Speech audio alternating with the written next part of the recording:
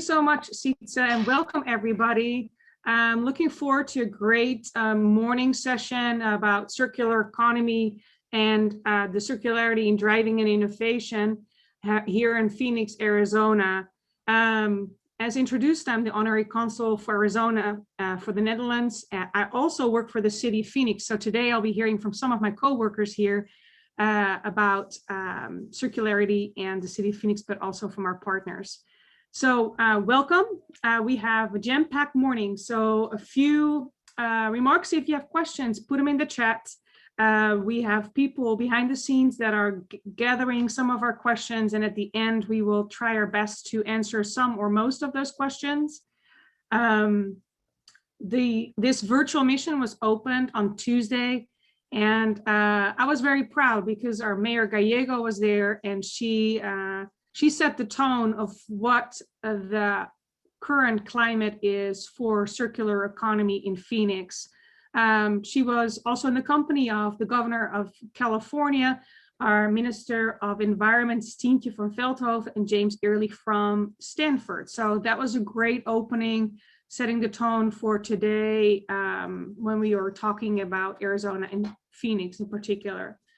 We have several great speakers lined up. I will give a brief introduction of who is here today, and then I'll hand it over. So we have Chris Camacho from GPAC, and as I mentioned in the session before, GPAC was named the best economic development organization in the entire USA in 2020. So that says something about leadership that Chris Camacho is displaying for the Greater Phoenix Economic Council, GPAC. Then we will hear from Joe Diodice from the City of Phoenix. He is the Assistant Director for Public Works, and he'll explain more what that entails when he comes up to speak. Joe Russell works for the Department of Community and Economic Development for the City of Phoenix, and his specialty is circular economy. Then Alicia Marseille from ASU, she is so well-versed in circular economy, and she will introduce herself in her current position, but she led for years the Circular Economy Incubator for ASU. And last but not least, Ruben Dubbelaar from the Holland Circular Hotspot will be here to join us. And then, of course, there are several other speakers from different Dutch companies that will do a mini presentation about their company as well. Later on in the second part, Stefan Freya from GPAC will join, and I think I have all the speakers now introduced. So with that being said, we're starting the first part of our roundtable discussion, and we are going to hone in on what does a circular city look like, and when focusing on innovation, and we're going to really hone into the Greater Phoenix perspective in that for that question. The first person to present is Chris Camacho. He is the president and CEO of GPEC, which stands for the Greater Phoenix Economic Council. And he will give a good regional overview of what is the strong suit for Arizona and Greater Phoenix, Greater Phoenix area in particular. So here we go. Chris, take it away. Great. Thank you, Odette, and thanks for all of you joining us this morning. Again, Chris Camacho, I'm President and CEO of Greater Phoenix Economic Council. I know I just have a few minutes this morning to welcome you and give you a brief overview of the Greater Phoenix region and the circular economy. What I want to do first is just give you a high-level framing of the organization, but also even as a precursor to that, we're seeing pretty drastic shifts in the United States, market shifts from not only our federal government political leadership, but also market changes that have been underway for about the last 7 years. Much more exacerbated change is forthcoming. So think of major markets like New York City. We're seeing financial services hubs from New York City shift to the south in Florida, in Miami. You're seeing places like Chicago shift tremendous amount of centralized business units and headquarters into Dallas, Texas. And on the West Coast, you're seeing a reshaping of California, both innovation assets in Silicon Valley, obviously in and around San Francisco and San Jose, and even the LA manufacturing base that's been the stalwart of that economy for the last 60 years is shifting into Greater Phoenix. So Greater Phoenix today is the fastest growing region in the United States. City of Phoenix itself is the 5th largest city alone. Most people don't or can't comprehend the fact that we're the 5th largest city in the United States, wedged right behind Chicago and right near Houston and Philadelphia as major U.S. cities. One of the things too that I really pride ourselves on as GPEC, we're a public-private partnership. We spend a lot of time in the Western European markets, notably the Dutch and the foreign direct investment trends from the Dutch in the United States, but also the innovation capacity that exists in places like Eindhoven and Maastricht, and certainly Amsterdam, Rotterdam, where we've spent a considerable amount of time over the last several years. So what I hope to do today is give you a brief intro. I know I just have a few minutes, and so if we want to advance these slides, I'm going to run through them rather quickly. And from there, we can advance through our process. So again, 22 cities here in Metro Phoenix align with our strategy, 180 private sector investors. And these are companies from Intel to Honeywell to Boeing to many other legacy firms here, but also a lot of our emerging tech firms coordinate to allow us to drive an economic vision for the 5 million people that live in our region. And we work closely with the governor's office, Arizona Commerce Authority, and these 22 cities to drive outcomes and really drive an economic strategy that's centered on the future innovation economy. So go ahead. So by the numbers, I've been at GPEC for 13 years, and over our time span of 31 years, we've brought in 850 new companies to the Valley. We call it the Valley of the Sun, unlike Silicon Valley, but some people like to call it the Silicon Desert because you have companies like Intel that have been in our region since the 1970s, and then companies like Taiwan Semiconductor and major other companies from Motorola to spin-outs with onsemi and Freescale and other semiconductor firms have evolved in Arizona, creating a very strong legacy chip capacity that's now fast forwarding into the biomedical sector areas, certainly in clean tech, fintech, and more recently in electric vehicles and autonomous vehicles, which I'll touch on here a little bit later. So go ahead.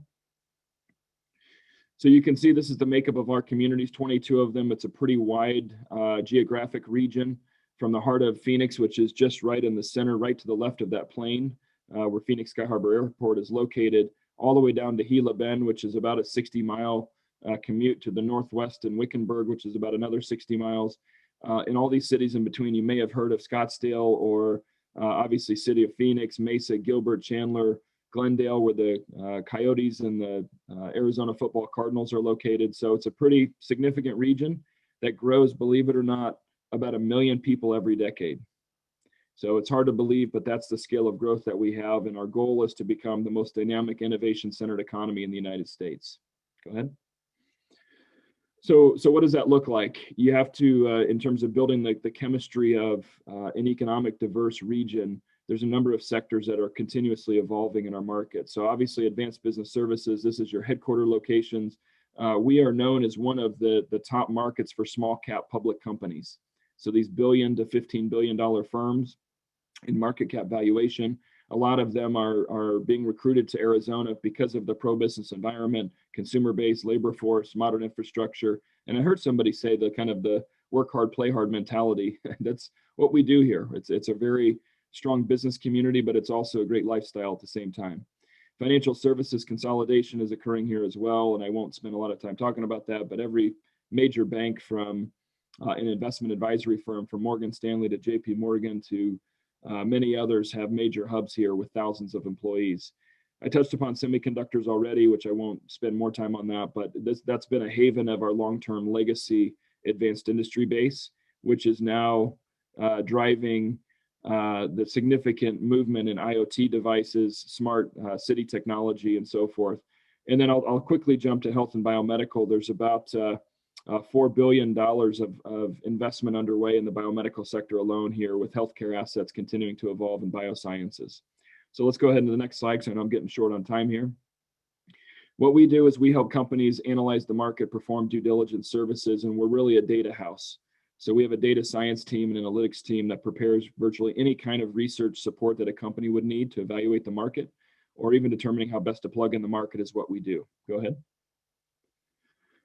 So to finish up, the Netherlands, have been strong allies for not only the country of the United States, but also our region. As you can see, it continues to be the fastest growing source of FDI.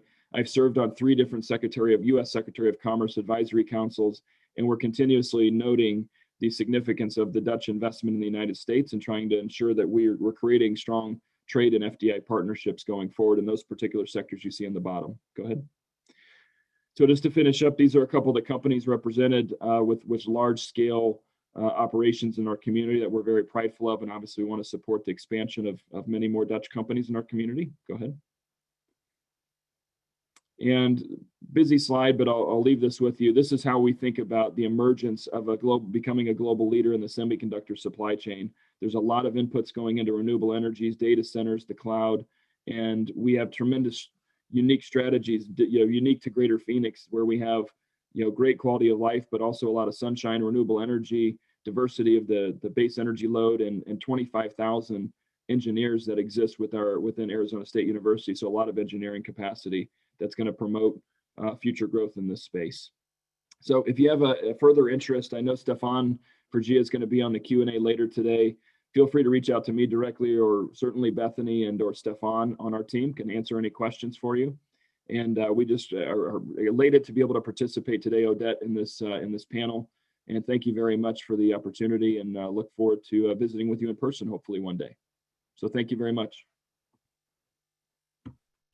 Thank you so much, Chris. It was a lot of information, and you can see that GPAC is a data-driven organization, and that's amazing, because that makes it so reliable to know what the market looks like here in Greater Phoenix area. We're going to our next speaker, Joe Giudice from the City of Phoenix Public Works. I'm going to give it to you, Joe. If you feel like you'd like to give a little bit more information on your background, feel free to do so. But here's Joe Giudice from the City of Phoenix Public Works.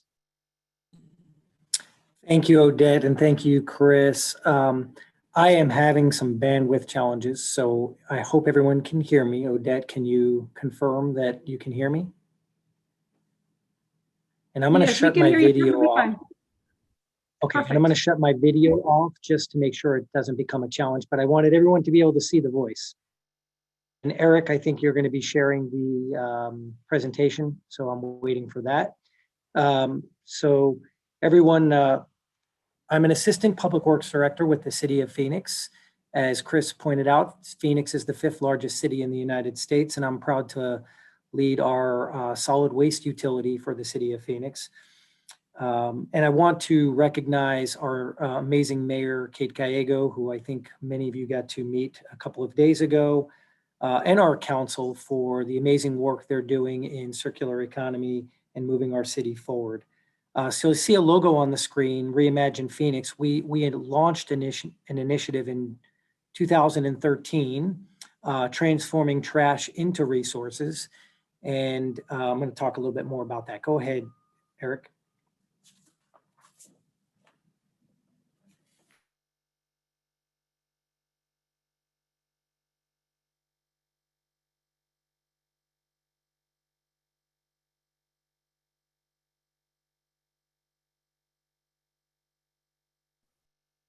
Joe, did we lose your sound?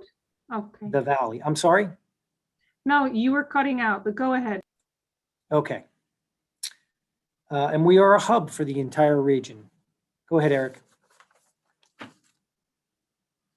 In our Reimagine Phoenix initiative, we recognize that we produce a great amount of trash, what we refer to as materials, for recovery. And one statistic that we use this visual to represent is the 1 million tons of garbage that we handle from our residential customers alone. And so that's about 420,000 Phoenix homes, is about 1 million tons a year, equivalent to over 20,000 airplanes, which is more than all of the 737 airplanes produced in the United States ever.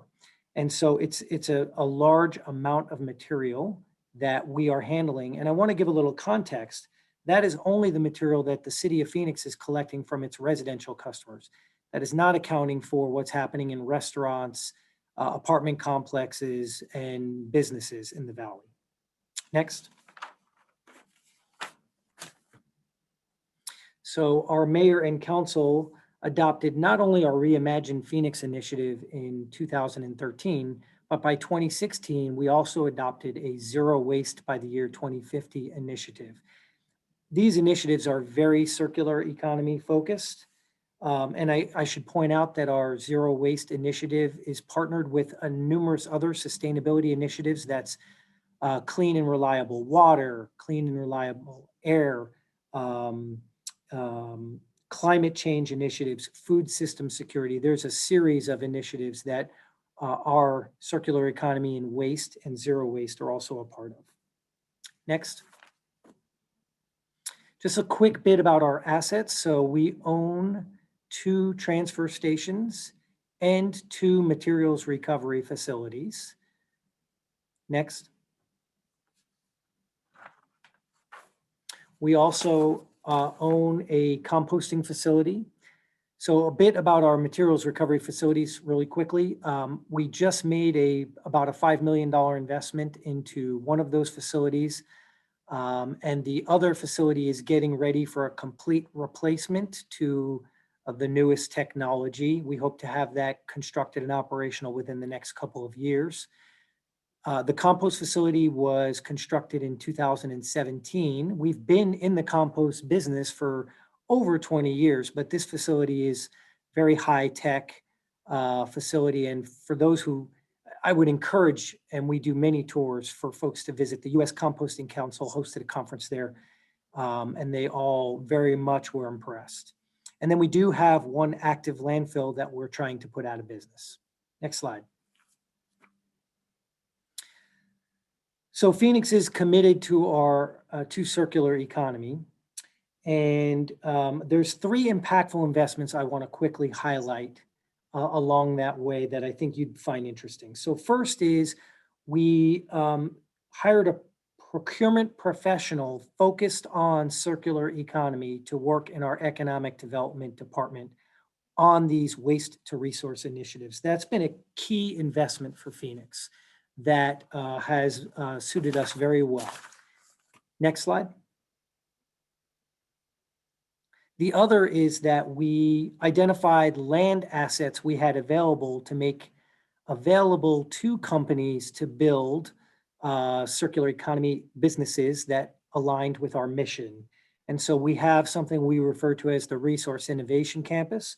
We have secured appropriate zoning for this campus. We have designated parcels for this campus. We've also developed some of the infrastructure for this campus, for example, water line access, so that businesses building on this campus would have some of those assets readily available. Next slide. And the last thing I want to highlight is partnerships.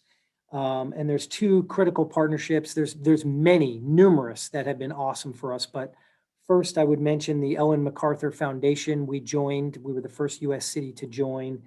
That has been an amazing partnership to collaborate with our international partners and cities. And the second is having an incredible research institution right in your backyard, Arizona State University, that is highly innovative and completely aligned with our mission in circular economy has been exceptional for us. And we have tapped that resource through partnership with Arizona State University. And last slide, Eric, if we could, I just want to share with you one of the research efforts we focused on. We're trying to get away from talking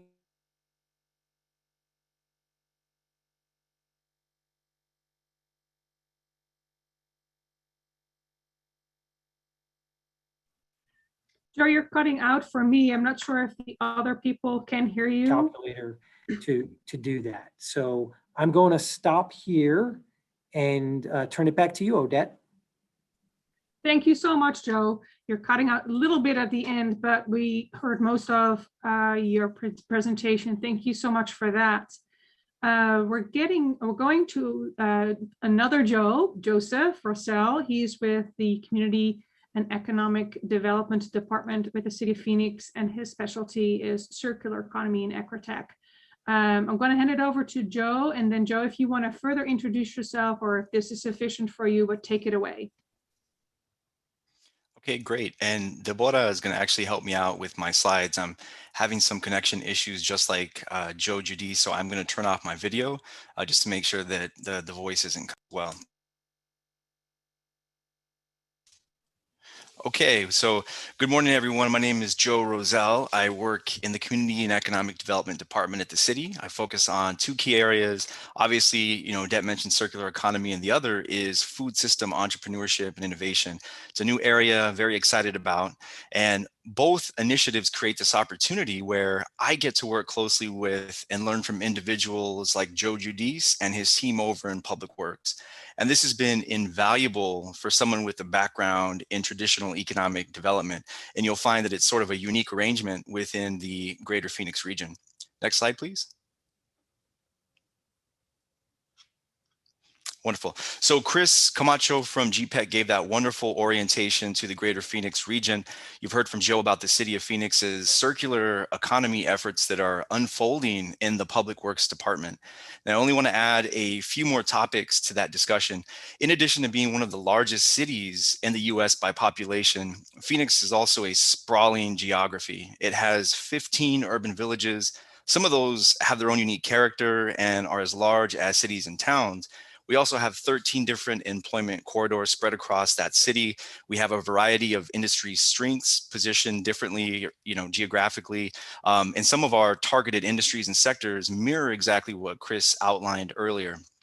Now you can imagine that there would exist some incredibly complex challenges to adopting and implementing circular economy solutions across a city like ours. Next slide, please. Great, wonderful. But I just want to point out that even though there are those complex challenges, that hasn't been something that we've shied away from. And I would attribute that to the leadership of the Public Works Department to bring in the economic development community in the city of Phoenix along for this incredible circular economy journey.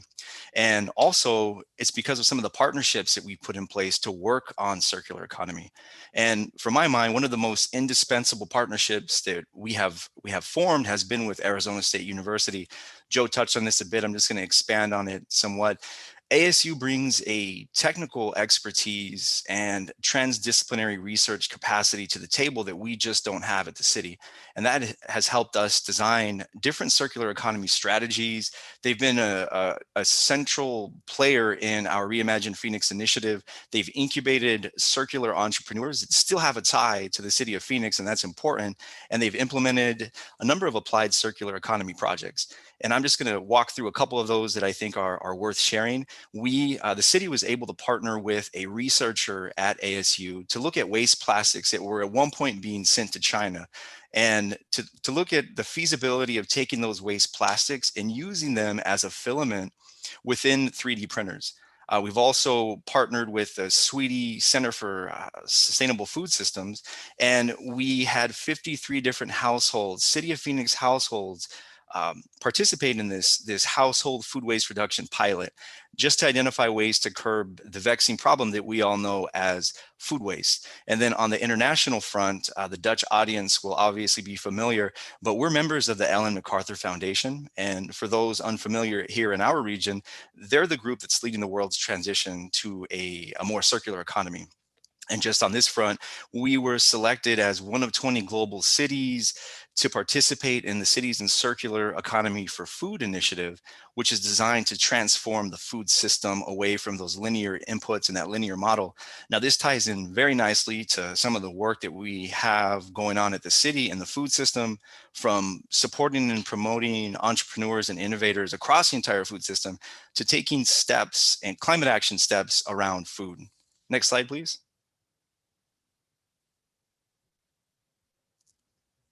Wonderful. So outside of the partnerships that we have formed with universities and the foundation, we know, and this is obvious, but partnering with the private sector is critically important. Now we're dealing with public resources like the city's resource stream that these innovators need access to, waste plastics, organics, you name it. And we're also dealing with city-owned land at the Resource Innovation Campus. This is where we want the projects to go. So we need to utilize the procurement or request for proposal process to be as transparent and identify the best solutions for our residents. Now, we've issued 6 different requests for proposals, RFPs, seeking circular solutions since the beginning of the Reimagine Phoenix initiative. One quick project that I want to share with you is Renewalogy's advanced recycling facility to convert waste and plastics to new products. Next slide, please. And COVID actually slowed a lot of things down, but we engaged lots of businesses. We have 8 major prospects that represent a pretty sizable capital investment, 3,000 jobs, and the diversion potential of making sure about 500,000 tons of material doesn't go to the landfill. And I'm coming up on my time. Next slide, please. Now, could you actually just forward the 3 bullets, and I'll go through this quickly. So that activity has precipitated the need to issue a call for innovation. And we are simply looking to understand the current market opportunities around circular economy. The last one we issued was in 2015. And ultimately, we want to attract those circular-based businesses to the Resource Innovation Campus. Next slide. And this will be my final slide here. Okay, so the call for circular innovation is going to be a huge priority for our work at the city. This summer, there's a couple other things that we have going on the circular economy front. We're in this post-Reimagine Phoenix era. We're going to go through the strategic planning process to identify the next strategies and initiatives to get us to our zero waste goal. Inclusive entrepreneurship is also a major focus. ASU will talk about this a little bit more in the next presentation, but we are looking at establishing a inclusive circular economy microfactory in some of our more marginalized communities. And we're also looking at circular economy worker cooperatives, particularly for women and people of color. And that will conclude my presentation. I'll turn it back over to you, Odette. Thank you so much, Joe. The City of Phoenix is lucky to have you with your tremendous wealth of knowledge. Thank you for sharing all that. Next up is Alicia Marseille. She works for ASU. Just as a background, ASU has been listed for the 6th year in a row to be the most innovative university of the United States. So that's an accomplishment in itself. On top of that, Alicia is the interim deputy director for the Sustainability Solutions and Global Future Lab. She has a wealth of knowledge too. She's happy to share with you all that she knows, and I'm handed it over to Alicia. Here we go, Alicia.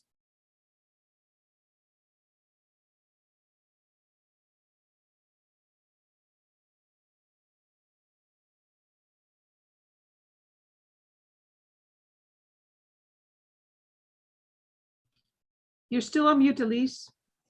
Alicia. Can you hear me now? Yes, perfect. Perfect. Awesome, thank you. Good morning, my name is Alicia Marseille, and thank you, Odette. I'm excited to be here today. I've been at ASU the last 4 years. Prior to coming to ASU, I've spent most of my career in economic development. I was the director for a federally funded program for women and underserved communities, small businesses across the county. And then I actually had my own company. I used to work with a democratic cooperative of coffee farmers in Latin America, and I used to export and import containers of coffee and distribute across the US. So entrepreneurship is definitely near and dear to my heart. So excited to be here and talk about a lot of our initiatives and partnerships related to circular economy. A lot of accolades here on the screen, but I think one of the most exciting things here about ASU is we are really lucky to have a leader and president of the university that values use-inspired research and taking the research out of the institution and leveraging that to drive social, economic, and environmental impact. At the Walton Sustainability Solutions Services, we've been working in the space of circular economy for the last 7 years. It really started with our partnership with City of Phoenix, which I'll dive into a little bit more in a few more slides.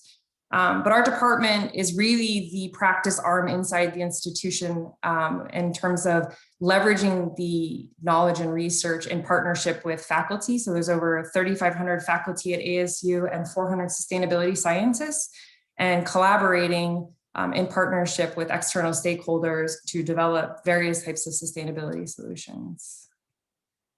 Over the last 8 years, we've been working really hard, as you can see, but I think what's really exciting is more than half of our projects towards the bottom of the slide, as you can see, have been primarily focused in the space of circular economy. Also, the globe on this slide was created by a young artist out of waste from our office. Pretty cool. Our approach in terms of circularity at ASU is really utilizing a quadruple helix model and really based around collaboration and thinking about how to achieve circularity goals and value chain transformation. You really need to start to think about how to convene all the different stakeholders. This is part of the framework that we utilize in terms of convening stakeholders and starting to drive collaboration. And in a lot of our circular economy work, we've developed a really easy 4-step process. It really begins with the exploration and examining the types of challenges that entities or communities are facing, then going through a strategic planning and mapping exercise. One of our core areas is actually, and our strength, I really think, is to design pilots to actually implement the solutions and technologies in partnership. ASU is definitely no stranger to the living lab concept, and really you see that pan-university, and that's also in a lot of our work in circularity and trying to design the pilots, test them, figure out which ones are ideal to scale, and then starting to look at measuring and evaluation regarding your success, or not sometimes. Our partnership with the city of Phoenix was pretty monumental. We are extremely lucky. As many have said, we have an incredible mayor, and we also have an incredible economic development department and leaders there, as well as public works, phenomenal public works department. And over the last, when we started the project 7 years ago, it was really to understand how to accelerate circularity in the region. And over the course of the duration of the Resource Innovation Solutions Network Program, or RISN, we completed 25 applied research projects, supported the city in a variety of the different projects and testing different types of technologies and solutions, convening stakeholders from across the region. And then, as Odette mentioned, I was hired at ASU to develop, build, and run the Circular Economy Incubator Accelerator. So ASU was the first Ellen MacArthur Foundation university in the US, and then the RISN Incubator was the first circular economy-based incubator accelerator in the country. And as you can see on the left, there's some indication there as to our economic impact in the region. One of the projects that was pretty amazing that we did with City of Phoenix was looking at a regional circular organic system and what it would look like to design that. The map on the left is actually Metro Phoenix, and Metro Phoenix is the size of the state of Maryland. So as you can imagine, there's a lot of materials coming into our region, and then there is a tremendous amount of materials on the back end in terms of end of life, both organic and inorganic. So this was a project there. As Joe mentioned, we're really starting to look at inclusive or ethical circular economy as part of our projects, and looking at the social implications in terms of circularity. We are currently working and looking at decentralized micro-manufacturing to actually do this at the neighborhood level. So on the left, we actually are working with Precious Plastics, which is a Dutch entity, and the low-tech side. And on the right, we have some high-tech labs at ASU that we're also working with in the space of plastics to look at how to utilize micro-manufacturing at a decentralized level to drive circularity.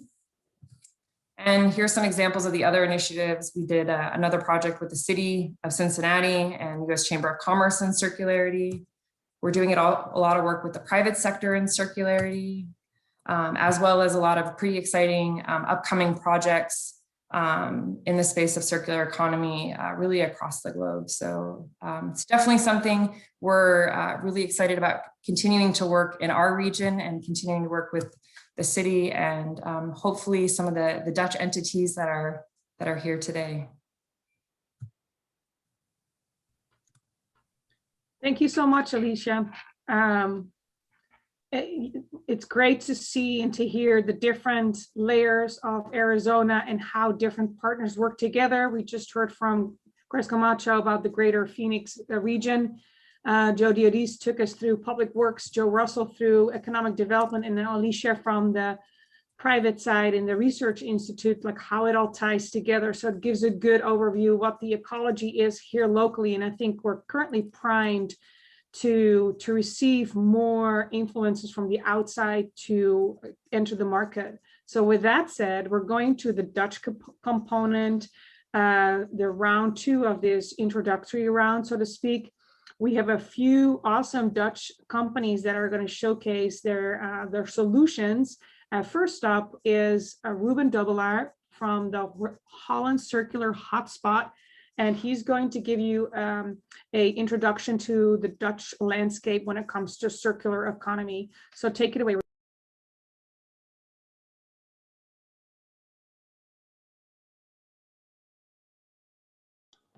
Thank you very much, Odette, for the introduction and also for hosting this.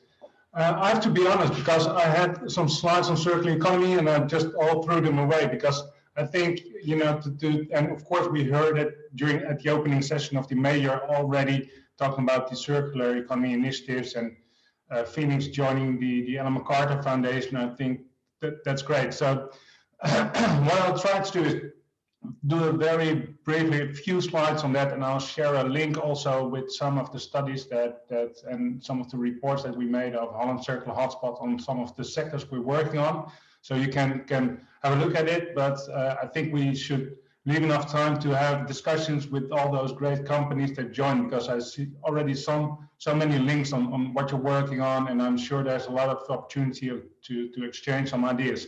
So I want to make sure that we keep enough time for that. So my name is Ruben. Just very briefly, maybe good to highlight that, in the Netherlands, we embrace the circular economy also to meet our climate goals in 2050. I'm also sure that you're all aware that of course, there's also a business side on it. The Netherlands is a very small country, so some materials are getting scarcer and more expensive. So it also really makes sense to keep the materials in the loop and to keep some of the valuable materials in your country or in your region. Just for a big overview, these are the sectors we're focusing on: biomass, food, plastics, manufacturing industry, construction, and consumer goods. And then I would like to move over to our mission participants. We put down some logos of the participants that are joining us on this trip. And I would just made a screenshot to because this cluster of companies is not just here for this mission, but they as we really work together also with the Dutch consulate and the Dutch public partners in the US to see if we could combine a cluster of really Dutch front runners in circular economy that would like to work together with the US. And actually, these are all of these companies. And what we've done, and our next speaker, Space and Matter, they've taken the initiative to lead it technically. So said, okay, we have some existing technologies or projects or neighborhoods that we've developed, but what if we take all these front runners together and would design, let's say, our city of the future? What would it look like? So we've already been doing some homework, and I think it would be very nice to present that to you and to get your thoughts on it and get your reactions on it during the round table. So my last slide is, these are some of the brochures that we actually published last week. There's the link. I'll put it in a chat. And enough said. I would like to hand over to Chair to take us a bit through what's out there already in Amsterdam and one of the most, let's say, sustainable and circular neighborhoods in Amsterdam. Chair, up to you. You can all hear me, and thank you, Odette, for hosting this. I'll share my screen as well. I hope it works for all of you. So yeah, my name is Tjeerd Hakau, or TJ for short. I'm one of the founders of Space and Matter. We're a strategic and spatial design office in Amsterdam. And I want to show you how an area in the north of Amsterdam, the Buiksloterham, is becoming a circular neighborhood. This is the area. It is an industrial site, light industrial site, but Amsterdam wants to transform it and add 8,500 houses to this area. And we started in this area around 6 years ago with a project called the Keuvel, and which I will tell you a little bit about. And Schoon Schip, a floating neighborhood, which is Schoon Schip translated as clean ship. That's the second project I will show to you. So first is the Keuvel. This used to be, I'm going to show you again. This used to be a old shipyard with contaminated soil, and the municipality of Amsterdam launched a competition to create creative working space on this land, and dealing with the contaminated soil. The winner could have the land for 10 years free of land lease. And we entered with a group of designers, amongst which a landscape architect, who came up with the idea to plant certain plants to get the contamination out of the ground, called phytoremediation. And we came up with the idea to use like unused houseboats or old houseboats from the city, repurpose them into office space and put them on land. So we now have like 16 houseboats on this site, hosting a lot of creative entrepreneurs, but mainly focused around circular economy. And that is because Metabolic, one of our partners, also cluster partners, created a whole circular system for this area, making it highly off-grid working space. So we have a smart grid here with solar panels and batteries. The boats can share their energy with others.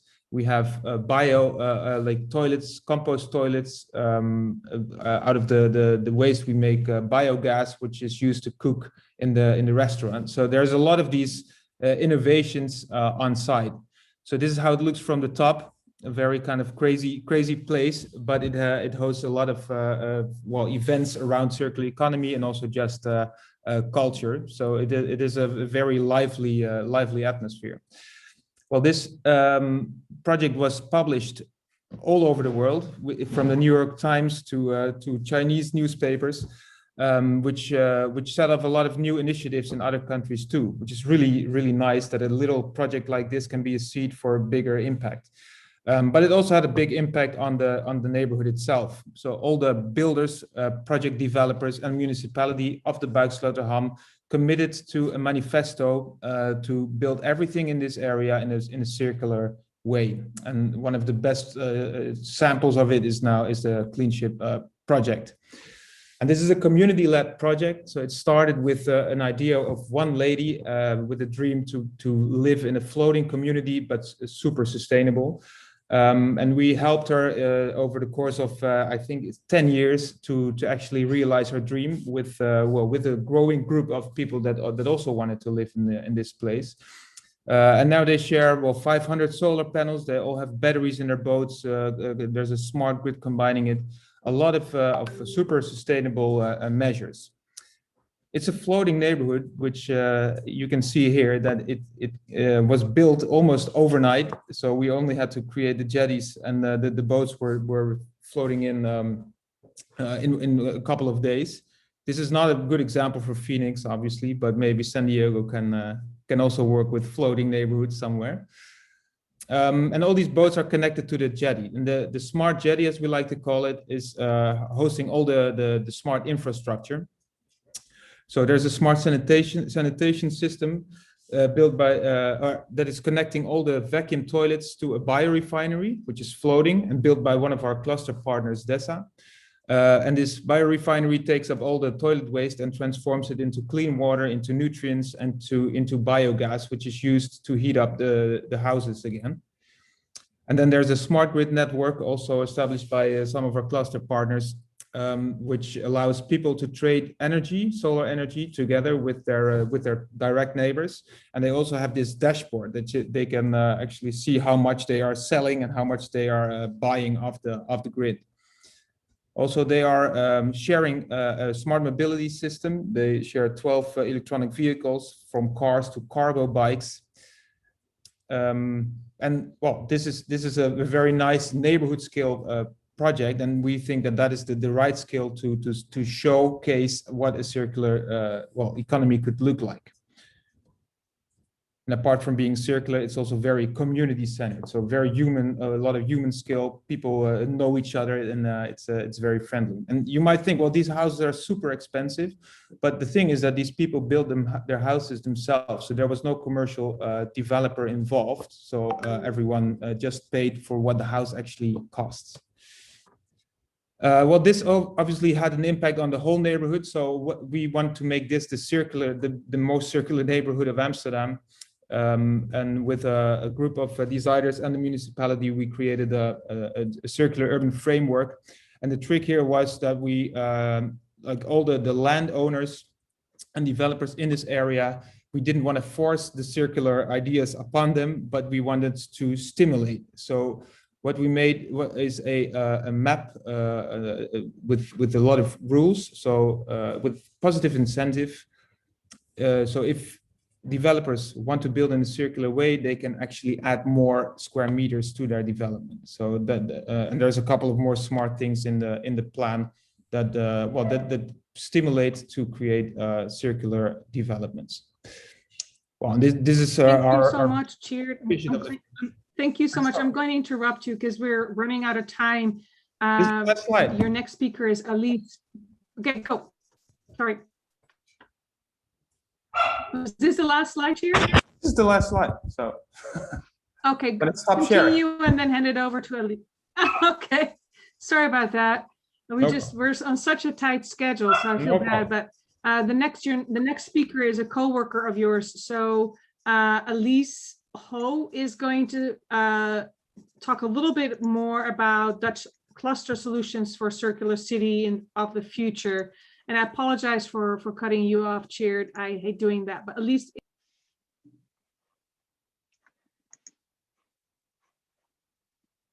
Hi, I'm having slight problem with the connection, but is it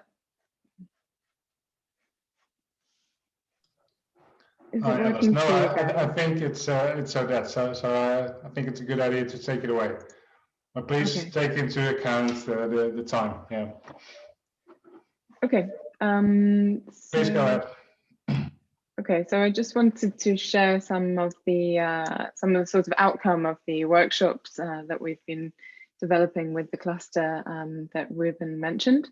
So I think that Chid already gave a very nice example of Scone Skip, where a number of the companies as part of the cluster have worked together to realize that project. But we also want to kind of open it up as a discussion and start a conversation with you guys on how some of these innovations might sort of translate over to California and Arizona. So we wanted to share some of the kind of results of how we might work as a system if we work together. So starting with water, we know that water is one of our most precious resources, and by designing an ecosystem around water, we can really ensure that nothing goes to waste. So here you can see that rainwater is captured on rooftops by Metropolder, and grey water is recycled inside buildings by Hydroloop, whilst DESA's raw materials management system ensures. Maybe you can put it on presentation mode. Yep. Okay. You put it on presentation mode. Yeah. Could you put it on presentation mode so the slides are bigger, Elise? Yeah, sure. Because it's so beautiful. We want to see it all. Sorry, does that work now? Yeah, is that better? That's better, Alice. Yes. And what we envisage also for materials, what's really important for us and for the future is that materials are and buildings are really thought of as a kind of resource rather than something to be used and then disposed of or sent to landfill. So what we imagine and then what we can actually already do today is have a building passport like Medasta's, into which we can plug bio-based materials like Ledax, and we can actually understand the value of those materials now and in the future using a residual value calculator like that of TNOs. In terms of food, what is also, of course, crucial is that food, people living in the neighborhood are much more connected to the food that they are eating. So we are already able to produce food locally using much less water and land, using a hydroponic system like GrowX's. And we can do that integrated with other flows inside the neighborhood. At the community level, what we really envisage is that community needs and desires and aspirations are directly translated into the built environment. So crowd building, for example, offers a platform which connects residents together who want to build, and Space and Matter is able to translate those kind of visions into realizable designs. In terms of energy, it's possible to produce energy locally and actually to turn residents from consumers of flows like energy into producers. So here you see the kind of visualization of spectral smart grid, and Metabolic equally connect energy up to the other flows in a neighborhood to ensure that nothing is wasted. And finally, we imagine also the future of public space. So we think that the 15-minute city in this kind of, as we call in the Netherlands, the compacte stad, is realized, and you're able to live and work and play within easy kind of walking and cycling distance. And what that means is that you can actually transfer a lot of kind of car infrastructure into infrastructure for people. So what you see here is play space, which has actually been taken over from old car parking space. And you see 3D printing furniture by Actual. You see the reuse of windmill turbines by Superuse. And you see bio-based road materials from High Tech Road. So I will stop there in the thinking of time and look forward to hearing all of your feedback as we move through the session. Thank you so much. That is amazing. It looks so pretty. And not only that, I would totally live there. And I think many with us. So thank you for that presentation, Elise. Can you hear me? Yes. The next speaker is Art van Kreke from GrowthX. And I'm gonna give the floor to Art. Go ahead, Art. Hello.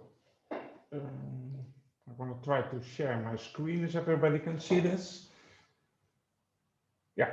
Well, thank you. I'm Art van Kreke, CEO. You can see it. Yeah, okay. I'm the CEO of GrowX in Amsterdam. In GrowX, we have a vertical farm. Vertical farming is, of course, especially in the US, already quite famous, but not really very spread. What we have developed is a kind of urban food hub, and going from the vertical farming, making it really, really circular. The whole concept of vertical farming is, of course, very innovative. And I'm going to... It's indoor growing, and it's very important to really grow local products. We grow locally with a short chain, very close to the consumer, and very efficient and without a lot of use of energy and electricity. What we have developed is a circular system where we make from bio-waste the CO2, energy, water, and nutrition, and therefore we produce food. Our vertical farming cells, the cells look very fancy. It's 100% automated farm where we only use robots and AI and software. And what we also have is a fully automated harvesting and seeding line. So from the beginning until the end, it is all completely vertical. The special things about our vertical farms is that it's very data driven. It's zero waste because we are very circular. We use all the organic waste to produce our own CO2 and nutrients and water. It's very clean food, which is also very important. It's very healthy because we can even regulate by light and nutrition. We can regulate the nutritional value of the salads, and it's fully automated. It's very water efficient, which especially in California, as I heard yesterday, very important. So we produce our own water based on the organic waste coming from our customers. And what's also very important is that it's one of the first systems that is also economically feasible. So we can produce, in the vertical farm, we can produce salads that are cheaper than the market is producing today. We have different brands that we produce at the moment. We have herbs that we produce alive, so people can cut it themselves. We produce the salads and the herbs that are for the supermarket, and we produce high-end products for the chefs. So different products that come out of our farm. Because of the time, I will skip these two. Most important in this session is, of course, the circularity. And what you see here is it looks a bit complicated, but what it means is that we deliver food to the restaurant. From the restaurant, we take back, when we deliver with the same electric vehicle, we take back the organic waste and other recycled materials. That materials we take back into our urban food hub. In our urban food hub, we have an anaerobic digester that produces gas. That gas we use to produce our own electricity, and that water we use to produce our own water for the plants. So we have a complete circular loop. So from the organic waste that we pick back from our clients, either supermarkets or restaurants, we produce our own salad in a 100% circular way. So we really close the loop, and we can do that in a food hub, as I will show you later, downtown delivering to restaurants, but we can also do that on distribution centers from supermarkets. So we take back the waste coming out of the supermarkets and we produce salads going into the supermarkets. So all 100% closing the loop and making it a real circular system. We developed to make a real showcase downtown and to show it in the cities. We produce an urban food hub. We developed an urban food hub. We did that together with Space and Matters. We have a 100% circular building, so it's a wood building, but that circular is also completely off-grid.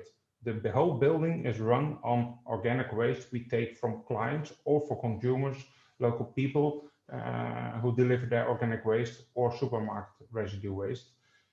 Downstairs in the plinth, we have a shop, a farm shop, but also the whole recycle system is in the farm completely. So organic waste recycling, digesting, water filtration, energy production, heat production, and cold production, all in a circular system in the same building. And as I said, the building is also completely circular, and we can place it more or less anywhere. It's modular, circular, and easy to build. It's 100% wooden, and on top we have a greenhouse, and in the greenhouse we can produce also other products. But it's also a social aspect, of course, where people can really show and see where their food is coming from. Well, I'll skip the design a little bit more for the things. Sustainability of the building was clear, I think. It's completely circular, including the production of the salads. Important is of the social aspects. What we see is with circularity and with circular food production, it's important to connect to the people so that the people know where the food is coming from, that the people also can see how it's being produced. So that's the thing about our urban food hub and the circular production of salads.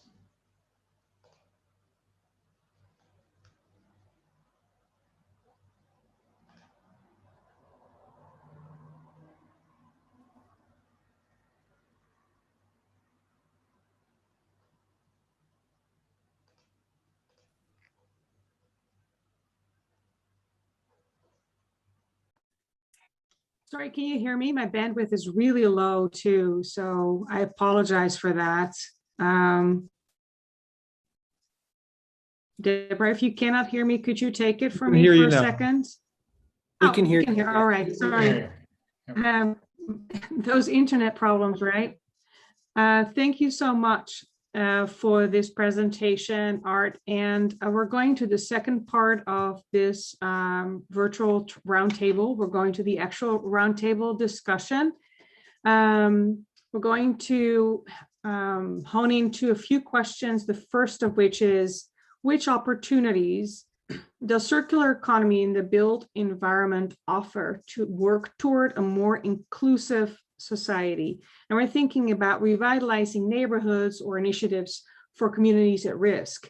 So with that question in mind, I'm going to hand it back to Joe Diodis from the City of Phoenix to see what his take on that question is. Joe. Thanks, Odette. And I'm gonna try to be quick so I save time for the interactive part. I'm gonna adjust a little bit. Ard talked about this foods idea, so I want to, can you hear me? Let me get okay. So we are doing an amazing project right now. Okay, we're doing an amazing project right now, redeveloping a former landfill into a food systems hub. And the concept and the community that this is in is a community that needs investment. The concept.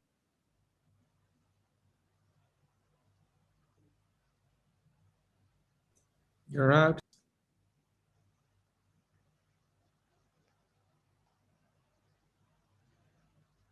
Sorry, I got bumped out, but I'm back, I think. The concept It's of 2 hours. investing in that community with vertical farming, with jobs, with zero waste would be a fantastic example of how the circular economy and the built environment can improve a more inclusive society. So I want to stay there. And one last thing, we have a need in the city of Phoenix to address urban heat. And so taking compost from our composting operations to grow an urban forest to provide cooling in parts of our community where they're suffering with, 10 degrees higher temperature than other parts of the city where they have more trees, more of an urban forest, would be another great example of improvements to the neighborhoods through investment in circular economy. I'm going to stop there. Thank you, Joe. Next up for this question is Elise Marseille. Elise Marseille, Elise, take it away.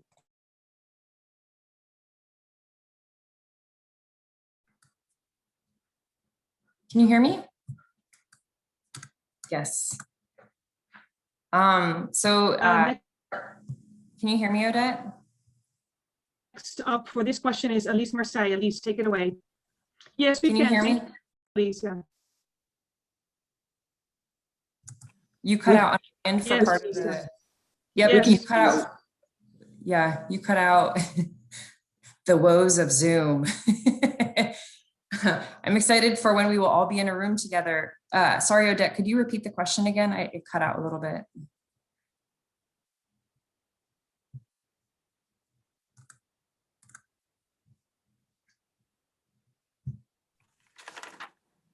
The question is, which opportunities does circular economy in the built environment offer to work towards a more inclusive society? Yeah, it's massive. Again, if you think back to Metro Phoenix, the size of Metro Phoenix and City of Phoenix and the amount of development that has historically occurred, the rate of the population increase, the industries that are moving into our region, and the amount of development that's going to bring at both the residential and commercial and industry level. As everyone here knows, waste is one of the largest opportunities in circularizing. And so, how do we rethink what that looks like in terms of procurement opportunities, and what are the leverage points to actually drive circularity in the space of the built environment? And that's not to say it's not going to come with challenges. It is definitely one of our oldest industries here in the Southwest, but I think it also presents a tremendous amount of opportunity. And in that redesigning process, how do you think about ways to drive equity and inclusion as well?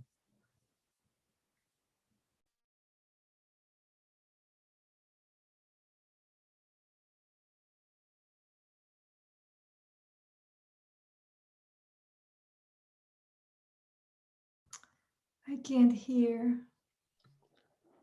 Yes, me neither. Deborah, no, I think you're on mute, Deborah.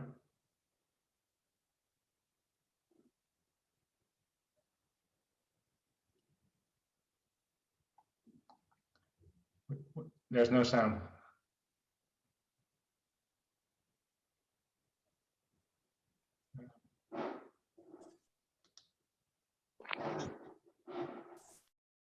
Can you guys hear me?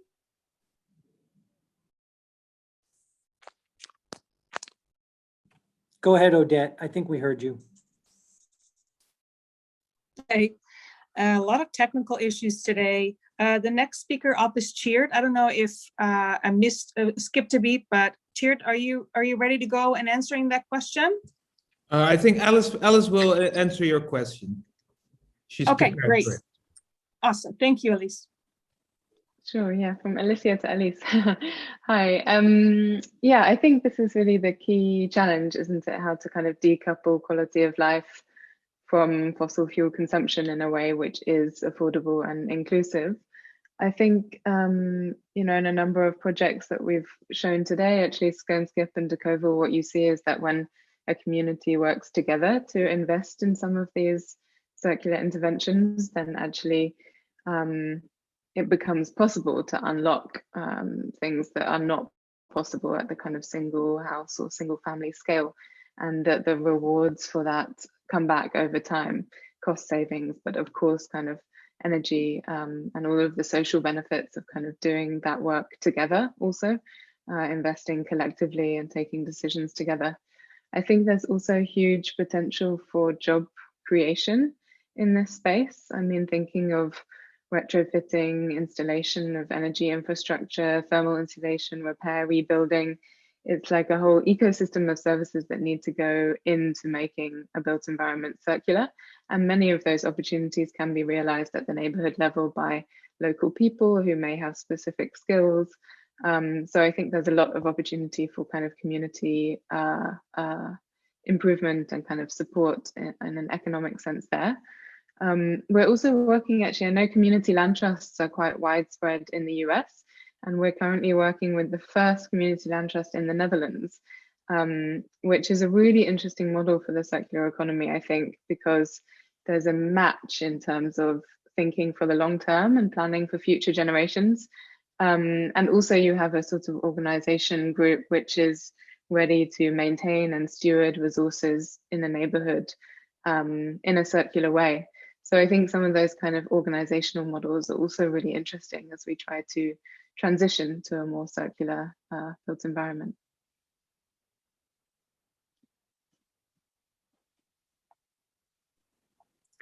Thank you, Elise. And I apologize if I make mishaps with Alicia going to Elise. So there you go. Thank you for that answer. The second question that we have for this virtual roundtable is, which opportunities, or actually maybe even more interesting challenges or blind spots, do we have here in the greater Phoenix area? And how do we relate those challenges or opportunities to future collaborations with the Netherlands? What do we see for that? The first person I'd like to give the floor to answer the question is Stefan Fria from GPAC. Go ahead, Stefan. Thank you. This is a great question. There's a lot of momentum here in the US when it comes to, like we said, circular economy and reuse. Had a chance to kind of peruse some of the reports were mentioned earlier today. Here in Metro Phoenix, there is a big area of focus around electrical vehicles. That leads to questions about the batteries and materials they go into it. There is brand new mines, in Arizona and south of here.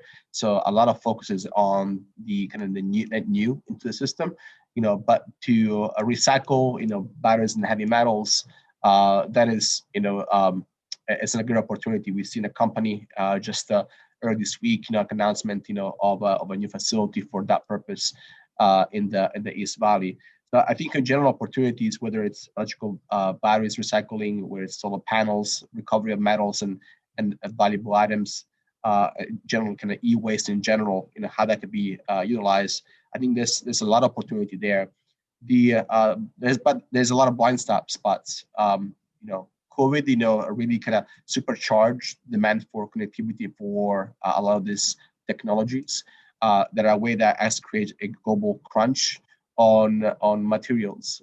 We talk about, construction materials, right now there is a spike in steel prices and aluminum prices worldwide, 40 to 60%, increases. So how do we, look at supply chains, in regards to global capacity and find opportunities? So I think there's going to be room for a lot of experimentation, and I think a lot of risk taking as well, to kind of test out new business models. Some ideas will work, some ideas won't, but I think that's part of the situation where we are right now.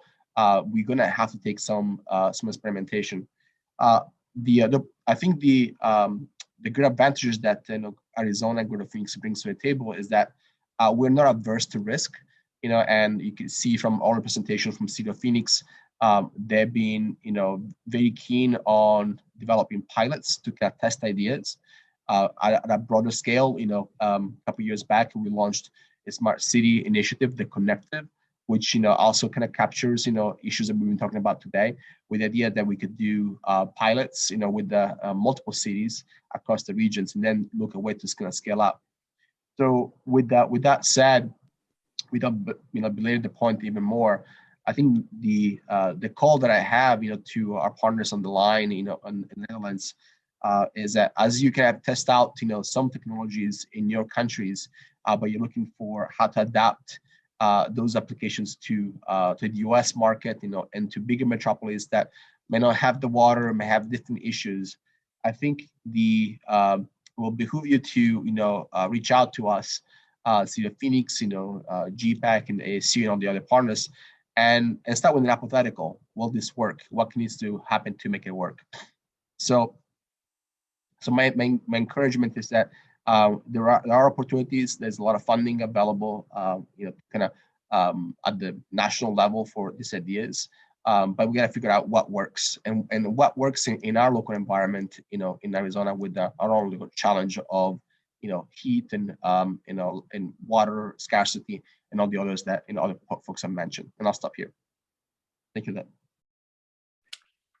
Thank you so much, Stefan, for that answer. We're going to migrate into our Q&A portion of the discussion, the interactive Q&A. There's a few people that posted some questions in the chat. I see that Willa KO from the City of Phoenix and the Mayor's Office has a question or a remark, and Brian Smith from Metropolder. So I'm going to give it first to Willa if she's available, and after that we'll go to Brian, and then I'll see what other questions we need to address. Go ahead, Willa.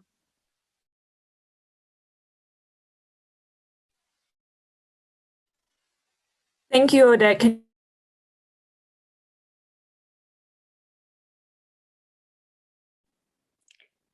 I do have a hard time hearing you, Willa. I don't know. I think it's a bandwidth problem, maybe in Phoenix. Can you hear me okay?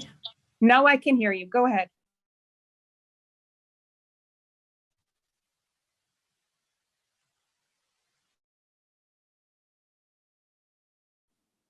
All right, Willa, I cannot hear you at this point, so go ahead.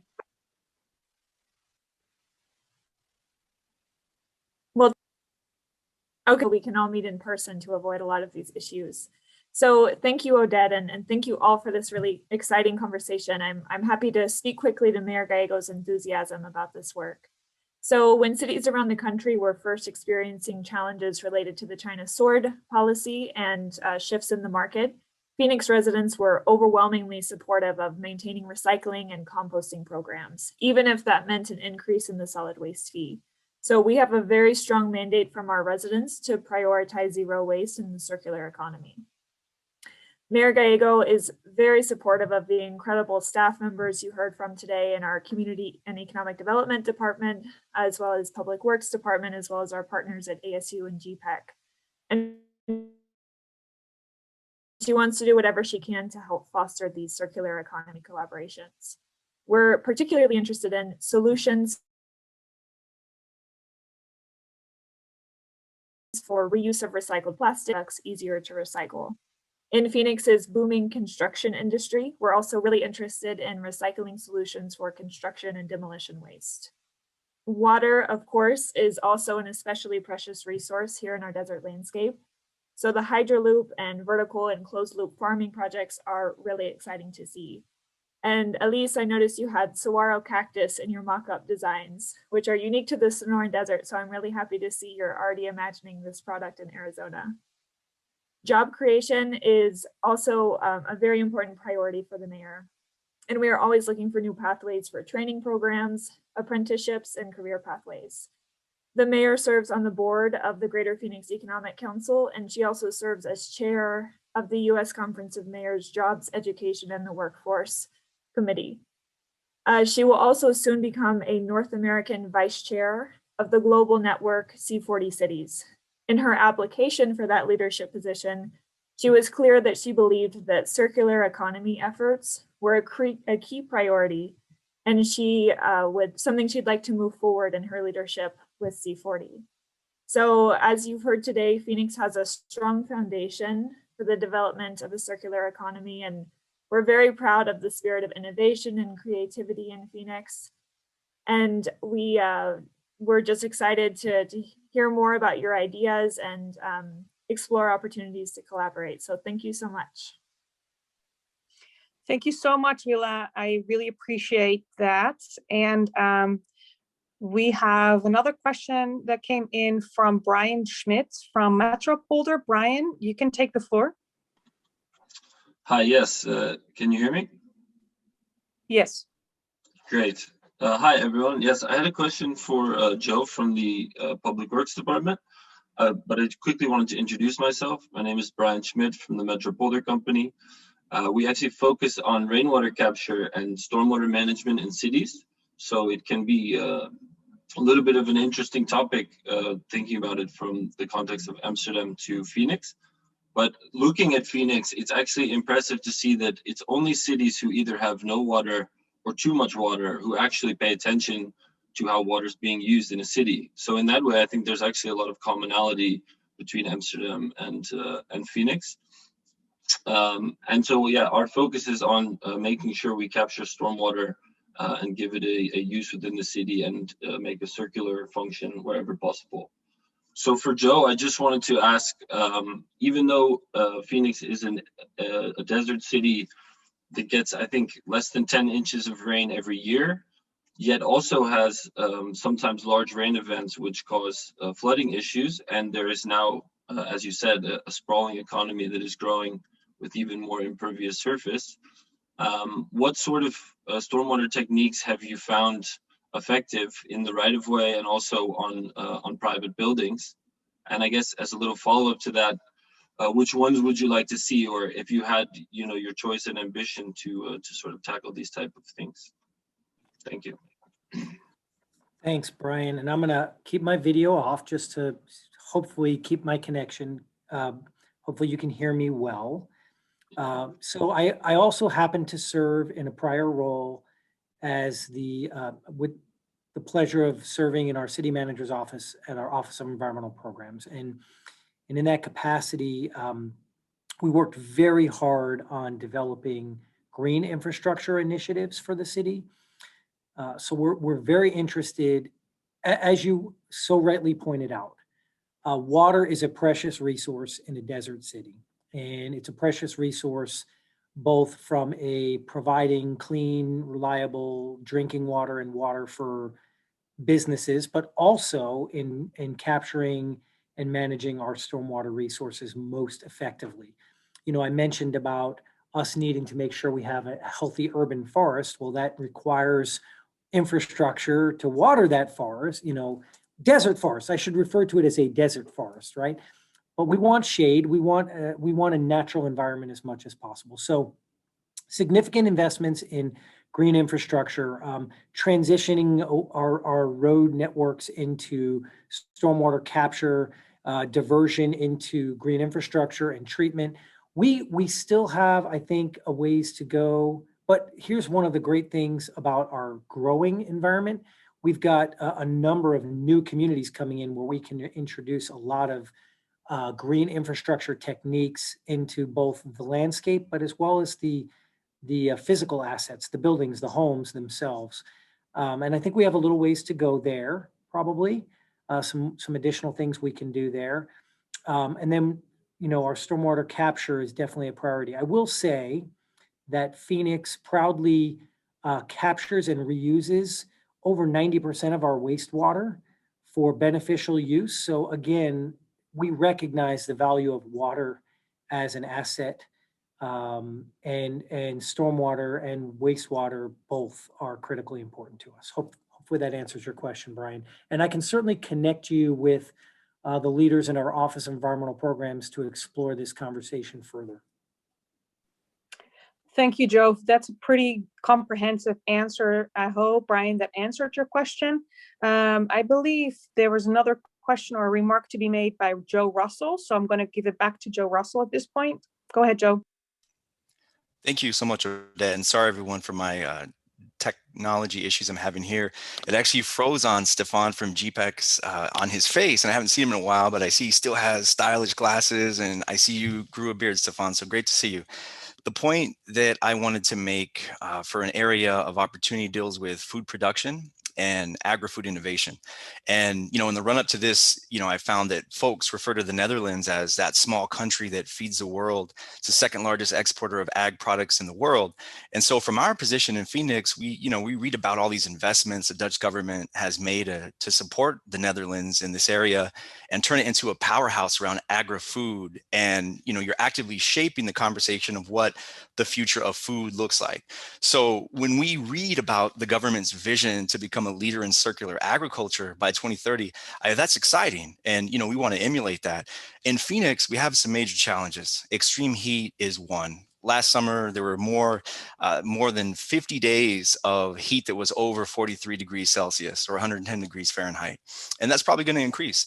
And so traditional in-ground urban farms are extremely vulnerable to that and a variety of other reasons. So in my mind, I think this intersection of circular economy and the food system really represents a huge area for collaboration between Greater Phoenix, City of Phoenix, and the Netherlands. And, you know, whether we call it circular agriculture or circular food production or the future of food or something else, it really doesn't matter.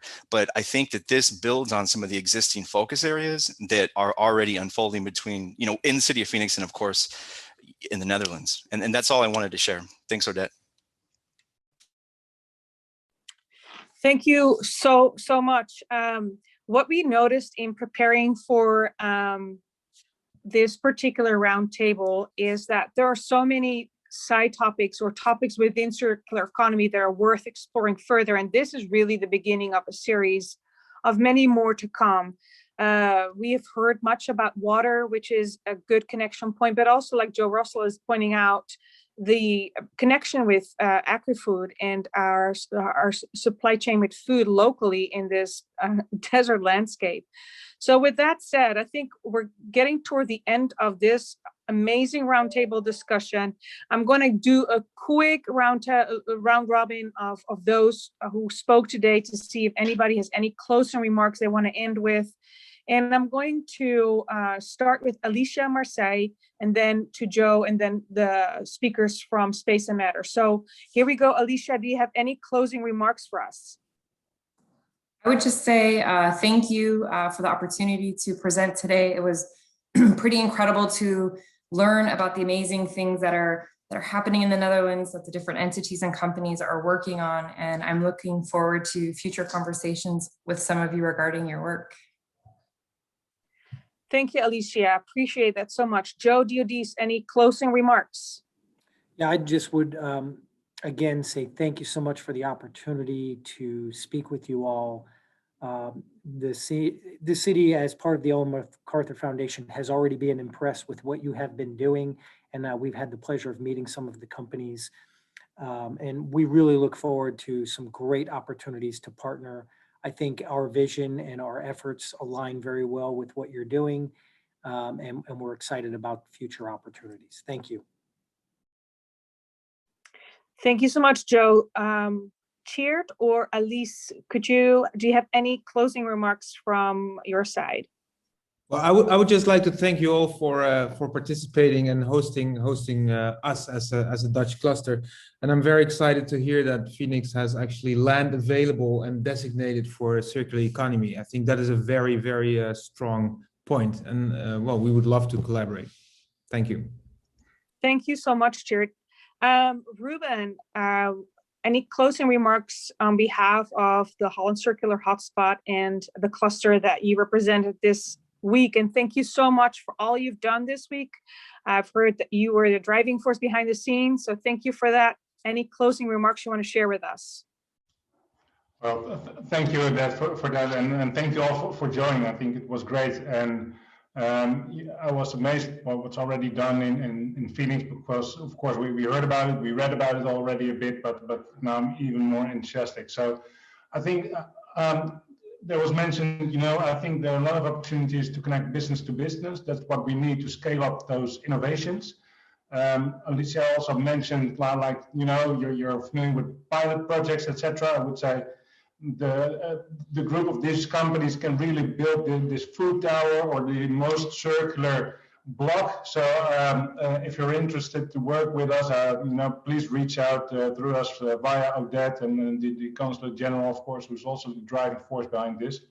And thank you all for organizing this. And I really look forward to continuing this discussion. And please also follow up with the companies that joined, because I think that they are also has some great innovations and products that will be very interesting for you.